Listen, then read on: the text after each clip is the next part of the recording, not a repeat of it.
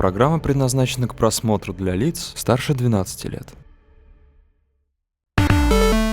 Инди-игры – особый жанр или побочный продукт гейм-индустрии. Кто-то относится к ним скептически, другие ждут их победы над мейнстримом. Я готов доказать, что инди – это целый мир. И даже больше. Датчин, Великобритания. Здесь находится независимая студия Taranasus, состоящая всего из 2 человек. Совместными усилиями Джастин и Беатрис разработали Void 21, одну из самых стильных инди-игр последних лет. Историю создания проекта поведал Джастин. Мужской взгляд на то, как это было, смотрите прямо сейчас. Hello, audience. My name is Justin. I am one of the co-founders of Taranasus Studios, and our first title, Void 21, came out maybe less than a month ago, actually. And yeah, I'm really excited to be here. I started off actually as a web developer. This is the first time I'm really making a game.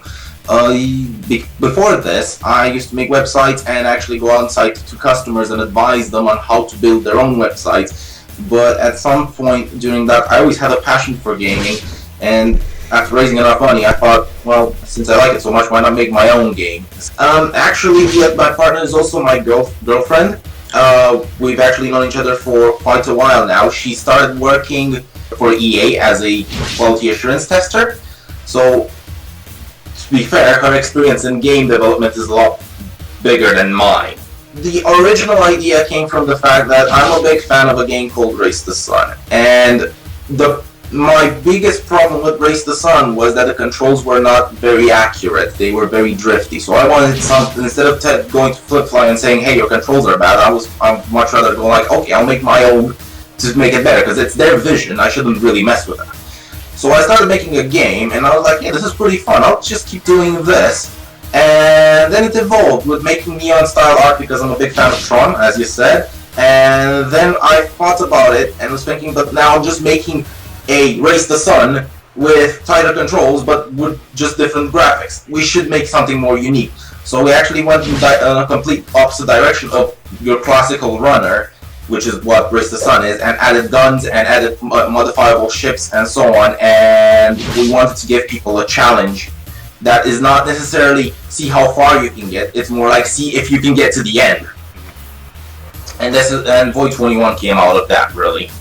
The reason for the graphics being the Victorian-based graphics is because I grew up in that era. I miss Elite, I miss Asteroids, and all the initial vector graphics-based games.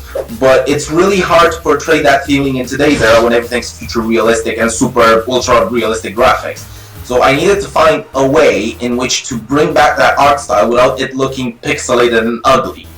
Thus, I made it so that every line is crisp, every line is sharp, so the world looks like Tron, but in high definition. Story-wise, I like the original better, but graphics-wise and quality-wise, I like the newer one better. The greenlight process, we had a lot of fears with greenlight. We've been told that you have to be in the top 100 games on Steam in order to pass greenlight. We've also been told that you have to have a big following to help you get past greenlight. But in reality, it only took about 10 days, and in those 10 days, we were nowhere near the top 100 when Valve just sent us an email going like, yep, you have been accepted. So, with no explanation as to why, it's just, you've been accepted, start creating your page. So, we did. It's been said in the past, and this is no longer valid, that if you are able to get on Steam, you're pretty much guaranteed to succeed. That is it, end of story. But it's no longer true. It's so easy to get on Steam, as we found out. It's so easy to get on Steam these days. You have to do a lot of marketing, a lot of public relations, a lot of reaching out to the community. And we were not prepared for that. We're both very technical people, but we have no experience in doing such things. So we've actually found out that maybe 70% of making a game is actually not making a game. It's getting it public. So right now there isn't much of a story, but the premise of it is you are a pilot in training to actually use the Void ship, which is a very lethal and very hard to control ship. It's really precise, it's really powerful, but you shouldn't just jump into it. So Void 21 is actually the 21st version of the training software for it. And we would like eventually to make another game in the future that's actually controlling the void ship in real life. So, but for now, this story is not really a story, it's the training simulation software to get accustomed to the void ship and how to use it. Actually, it was overwhelmingly good. We did not expect people to like it as much as they do. So far, from what we've seen, so even in our Steam review, yes, there are very few of them. There's like only 16, of which only 2 are negative. And those 2 negative, not many people agree with them looking at the vote count of them. We have had very, very little negative feedback. We're just very painfully aware of the fact that it's not known. Our biggest problem is that nobody knows about it. So implementing VR used to be a really big challenge, especially when I started with the Oculus DK1. It used to be very fiddly. You had to do all sorts of tricks like use multiple in-game cameras and put them in the right position. These days, it's actually really simple. There's just a switch in the game engine, you tick it, and it makes everything for you. The only challenges left these days is to make sure that the menus are displayed correctly. For example, one of the more trickier things I had to do is one of the menus was being drawn behind the ship, but actually when the draw order was in front of the ship, so when I was looking for the Oculus, my guys couldn't focus because they didn't know, wait a minute, this is supposed to be behind, but it looks like it's in front, and that just messes up. Otherwise, making a game for VR in technical terms, really easy. Making a game for VR that doesn't make you sick, very, very difficult. It's a different level of experience. With my game, you can actually experience how it is to go at a very high speed and try it out with your VR headset if you have one. Also, it adds a different sense of presence to the game, so if you're actually playing it in VR, you can look around and see where the enemies are coming from. You can anticipate their movement, and you can also, because of the 3D perspective, you can tell how far away they are from you to do more precise maneuvers. It enhances the experience. It's not a necessity, but it will help a lot. So I can't take credit for the music. We hired a composer. His name is Lex Dumitru from Romania. He did our soundtrack for us. Very good work, at least we believe so, and most people seem to agree. And that's how the music came, and it fits really well with the atmosphere. We had a great experience with him.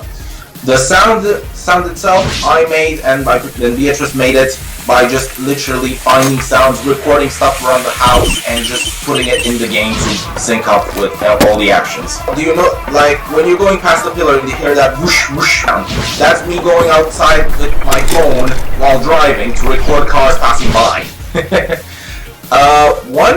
But it needs to be a bit more powerful than your regular toaster. So the thing with the toaster was, our minimum specification for the game is really low, but it's not exactly, I shouldn't say fair, it's not exactly accurate. You can run the game on something a lot lower than that. The toaster that we had, and still have, is to demonstrate that it runs on a McDonald's computer. You know, like when you go to McDonald's and you see the menu on one of those displays, that's a computer from one of those.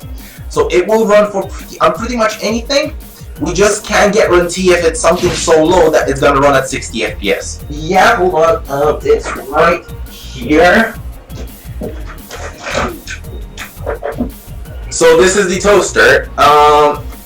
The power button's this one. It's not plugged in right now, and you can see inside it's a very small computer. You can actually fit a slice of bread on this other slot and actually toast it while you're running the game. Somewhere in the future, we would like to make, with a big team, a proper virtual reality MMO.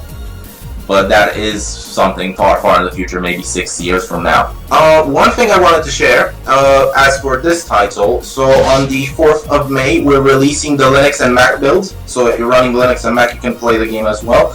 And we're releasing the leaderboard feature to allow people to actually compete based on times and scores. So the game is getting more improvements as you go along. We just didn't put it in early access because we don't think that's a good model. We don't want to say, hey, we'll bring you all this stuff if you give us money now. No, you give us the money now for the features that it has, and you will probably get something in the future for free as well.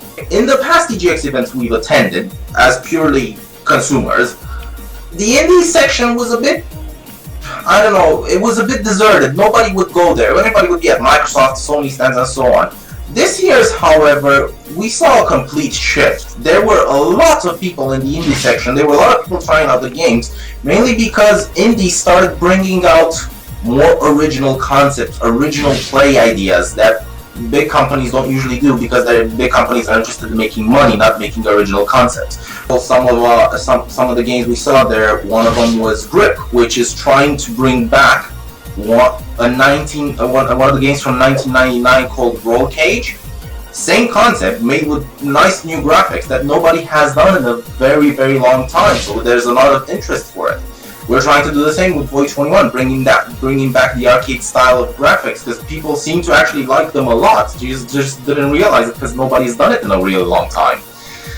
So yeah, indie seems to be taking off. It seems to be paving the future, but it's also a bit dangerous because it's really easy to be an indie dev. If you have a little bit of money behind you, you can just start off, and it's a big pitfall because if you don't know what you're doing, you can end up losing a lot of money in the process. So it will probably be the future with indie devs, but it's gonna be a pretty rocky road until we get to that future. Alright, well, thank you everyone for watching, and здравствуйте! Инди-игры – особый жанр или побочный продукт гейм-индустрии. Кто-то относится к ним скептически, другие ждут их победы над мейнстримом. Я готов доказать, что инди – это целый мир. И даже больше.